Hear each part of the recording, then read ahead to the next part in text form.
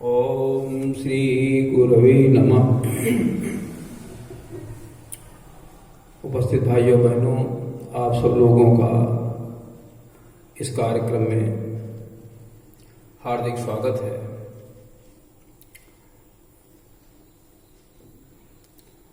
आइए सबसे पहले हम गुरु वंदना करते हैं।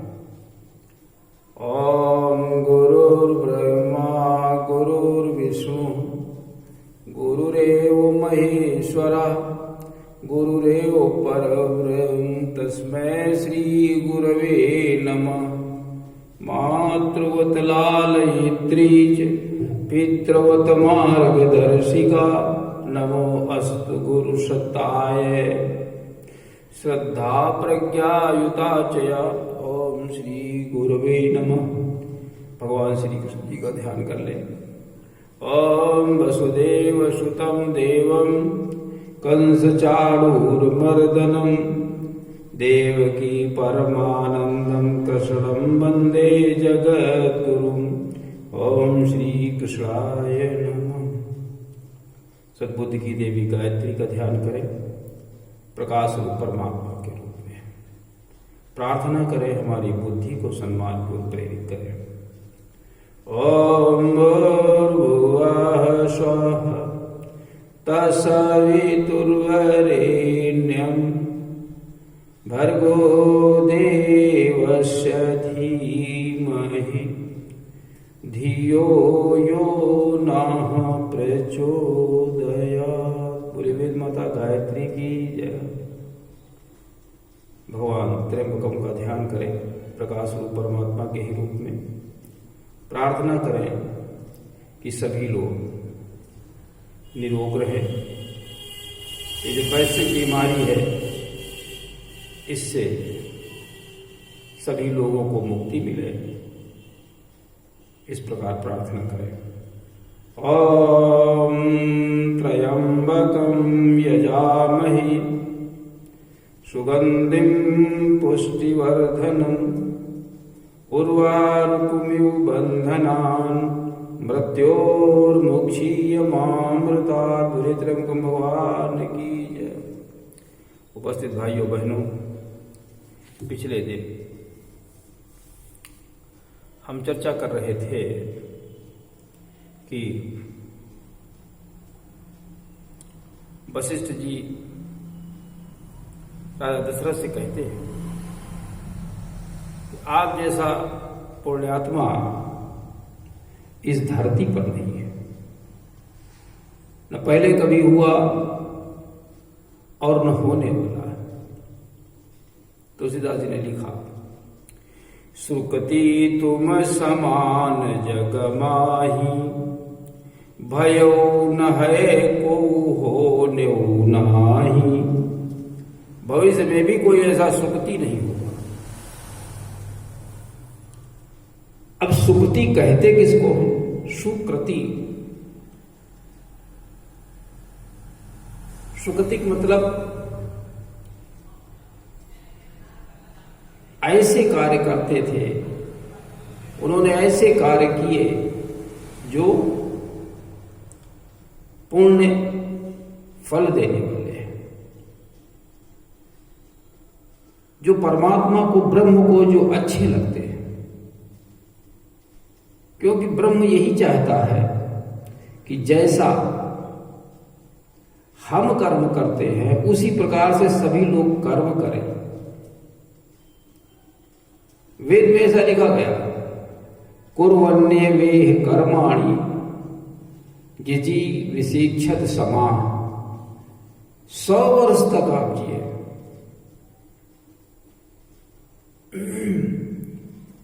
इसके अलावा कोई मार्ग नहीं है।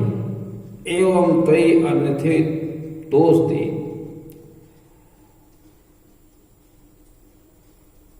इसके अलावा और कोई कार्य, इसके अलावा और कोई रास्ता नहीं है।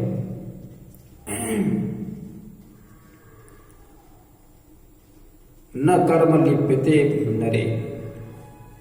जब मनुष्य इन सत्कर्म के साथ चलता है, सत्कर्म करता है, तो फिर उसको बुराइयां या दुष्कर्म उसको लिप्त नहीं कर पाते हैं। तो सुकृति राजा दशरथ थे, सुकृति उत्तम कृत्य करने वाले थे, कर्म श्रेष्ठ कर्म करने वाले थे। अब श्रेष्ठ कर्म करने में आता क्या क्या, करना क्या क्या पड़ता है, थोड़ा इसकी विवेचना किए देते हैं जो आप लोगों के मस्तिष्क में बनी रहे। सुकृति के अंदर 3 प्रकार के कर्म होते हैं। हमको 3 भागों में अपने कर्मों को बांटना पड़ता है। पहला भाग वो है कि व्यक्ति निर्माण, हम अपने को संभालें। हमें क्या करना चाहिए? पहला कार्य हमें संध्योपासन करना चाहिए, गायत्री मंत्र से उस परब्रह्म परमात्मा का ध्यान करना चाहिए जो इस सृष्टि को आवृत किए हुए, जिसने इस सृष्टि को बनाया है, उसका ध्यान करना चाहिए। गायत्री मंत्र के माध्यम से उसका ध्यान करना चाहिए, वेदाध्ययन करना चाहिए, सत्संग करना चाहिए, यज्ञ करना चाहिए, दान करना चाहिए। ये 4 कर्म सुकृति के अंतर्गत आते हैं जो अपने को संभालने में किए जाते हैं। दूसरा कर्म आता है कि हम धर्म पथ पर चले। धर्म पथ क्या होता है? जब धर्म पथ पर हम चलते हैं तो हमारा परिवार और समाज भी ठीक और स्वस्थ होने लगता है।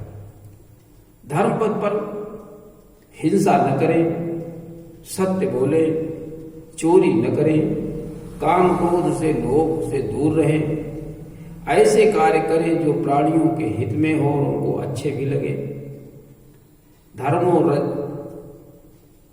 अहिंसा सत्य मस्तेयम काम क्रोध लोभता भूत प्रीहितेहास धर्मो अयम सार्ववर्णिका। 4 वर्णों का एक ही धर्म है, इसको हम परम धर्म कहते हैं।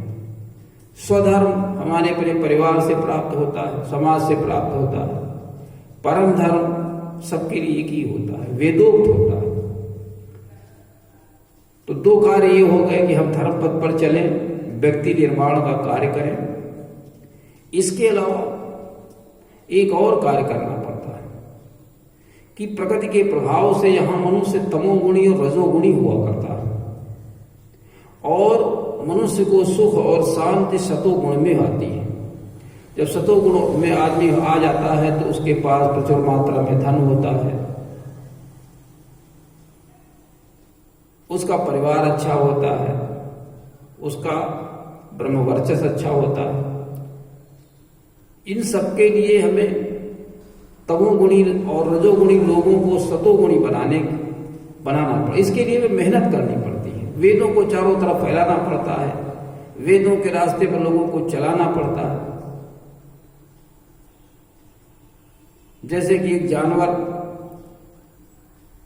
सिखाने से मनुष्य के इशारे को समझने लगता है और उसके अनुसार चलने लगता है, उसी प्रकार से मनुष्य को भी सिखाना पड़ता है वेद के मार्ग पर चलना। तो ये परिभाषा एक दी गई है कि धर्मो रजस्तमो हन्यात सत्ववृद्धिरनुत्तमः आसुनस्य तन्मूलो हे धर्मो हेते। ये सब सुकृति के अंतर्गत आता है, समाज निर्माण के अंतर्गत आता है। और क्या करना पड़ता है? स्वयं वेदविद हूं, सतोगुणी हूं, पुरुषार्थी हूं, परमार्थी हूं, भूतवत्सल हूं, समदर्शी हूं, अपरिग्रही हूं, 9 गुणों से युक्त हूं। इस प्रकार से अगर हम कार्य करते हैं तो फिर ये सब सुकृति के अंतर्गत आ जाता है। राजा दशरथ ऐसे ही थे। इस प्रकार से वशिष्ठ जी ने व्याख्या की सुकृति की और राजा से कहा कि अब देरी मत करो, बारात लेकर के जल्दी चलो। परंतु राजा ये शुभ समाचार बताने के लिए रनिवास चले जाते हैं। वहां पर जब रानियों को बताते हैं तो रानियां भी आनंद से विभोर हो जाती हैं, लेकिन जल्दी के कारण ज्यादा न समय देते हुए राजा बाहर निकलते हैं और कहते हैं ये सब गुरु कृपा है। हमारी कृपा नहीं है, गुरु के मार्गदर्शन में हम चले तो इन उपलब्धियों को हमने अर्जित किया। राजा जनक जी का उस समय नाम सबसे ऊपर था, सबसे अच्छे राजा थे, सबसे अच्छे सुकृति थे, वो ऊपर था। उनकी लड़की की शादी हो रही और बड़ी बात हो गई। कहा ये सब गुरु का प्रताप है, गुरु की कृपा है। ऐसा करके कह करके राजा बाहर आ जाते हैं। रानियों ने तुरंत महिदेवों को बुलाया। महिदेव कौन होते हैं? जो विप्रों में भी श्रेष्ठ होते हैं उनको महिदेव कहा जाता है। भूमि के देवता, वो देवता जैसे हो जाते हैं। श्रेष्ठ ब्राह्मण, ब्राह्मणों में श्रेष्ठ, ब्राह्मणों में भी श्रेष्ठ, वो महिदेव कहे जाते हैं। बुलाया, उनको दान दिया। क्यों? क्योंकि उनके बस में सारे देवी देवता होते हैं, ब्रह्म के सबसे नजदीक होते हैं विप्र, और विप्रों में भी श्रेष्ठ। तुलसीदास जी ने लिखा, मुनि प्रसाद कई द्वार सिधाए। राजा साहब बाहर आ गए, ये कहीं मुनि का प्रताप है। रानी ने सब महिदेव बुलाए। रानियों ने महिदेव, विप्रों में श्रेष्ठ, उनको बुलाया और बड़े आनंद के साथ दान दिए। दान आनंद समेता चले विप्रवर आशीष देता। और विप्रों ने विप्रों में भी जो श्रेष्ठ थे उनको बुलाया और वो आशीर्वाद देते हुए चले गए। बारात की तैयारी होने लगी। पालकी, रथ, घोड़े, हाथी सब सजाए गए, सारा सामान जुटाया गया। लंबा सफर था, खाने पीने की सारी व्यवस्था की गई। सबसे पहले श्रेष्ठ विप्रों को बैठाया गया। विप्रों में जो श्रेष्ठ थे उनको बिठाया गया और आगे उनको चलने के लिए कहा गया। विप्र बैठे हुए सुंदर वाहनों में, पालकियों में ऐसे जा रहे हैं जैसे वेद की ऋचाएं बैठी हुई हों, शरीर धारण किए। इस प्रकार से वहां का माहौल लग रहा था। तीन चढ़ी चले विप्रवर वृंदा, और जन तनु धरे सकल श्रुति छंदा। इस प्रकार से बारात चलने लगी। बारात जनकपुर पहुंच गई। राजा ने व्यवस्था की, जनवास की अच्छी व्यवस्था की, लेकिन सीता जी ने जाना ऐसा न हो कहीं कोई त्रुटि रह जाए। सीता जी के अंदर अपनी शक्ति थी, इतना तप था, इतना उन्होंने परमात्मा ब्रह्म का कार्य किया था कि सारी रिद्धियां सिद्धियां उनके साथ रहती थी। उन्होंने सोचा ऐसा न हो कोई त्रुटि रह जाए, तो कुछ उन्होंने अपनी महिमा प्रकट की और सिद्धियों को बुला लिया। सिद्धियों से कहा आप लोग जाएं, और राजा जी आए हुए हैं, दशरथ जी आए हुए हैं, उनकी पहुनाई करेंगे। उनके लिए ऐसी व्यवस्था बना दें कि जो सबसे उत्तम हो। इंद्रपुरी जैसी व्यवस्था वहां की बना दीजिए। सिद्धियां कहीं सीता जी के आदेश पर, और उन्होंने जनवासे की अति उत्तम ऐसी व्यवस्था कर दी जो सारी सुख सुविधाओं से परिपूरित थी, और इंद्रपुरी जैसी व्यवस्था दिखाई दे रही है। जैसी राजा इंद्र के यहां व्यवस्था थी वैसी व्यवस्था दिख रही थी। बाराती पहुंचे, देखा प्रत्येक व्यक्ति के लिए सुंदर से सुंदर व्यवस्था है। राजा की सराहना कर रहे थे। ये नहीं जानते थे कि ये कैसे हो रहा है, परंतु केवल अगर जानते थे तो राम जानते थे कि ये व्यवस्था मनुष्य नहीं बना सकता है जो यहां बनी हुई है। ये है सीता जी के शक्ति का प्रताप है। सीता जी ने ये स्वयं व्यवस्था की है।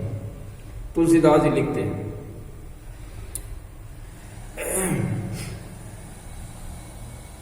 जानी सिय बरात पुर आई, कछ निज महिमा प्रगट जनाई। अपनी स्वयं की कुछ उन्होंने महिमा को प्रकट किया, लोग जाने कि सीता जी के पास कितना तपोधन है। तपोधन, सीता जी ब्रह्म की उपासक थी, संध्योपासन करती थी, वेदविद थी, समाज को वेद का उपदेश देती थी, अच्छा बनने की प्रेरणा देती थी, व्यक्ति निर्माण, परिवार निर्माण, समाज निर्माण, उनके पास तीनों का संकल्प था। जब इन तीनों का संकल्प होता है तो फिर ब्रह्म उसका सहायक बन जाता है और सारी मनोकामनाएं उनकी पूरी होने लगती है। जो वो कह देती है, जो कोई कह देता है, इस प्रकार का व्यक्ति, सारी कामनाएं पूर्ण होने लगती है।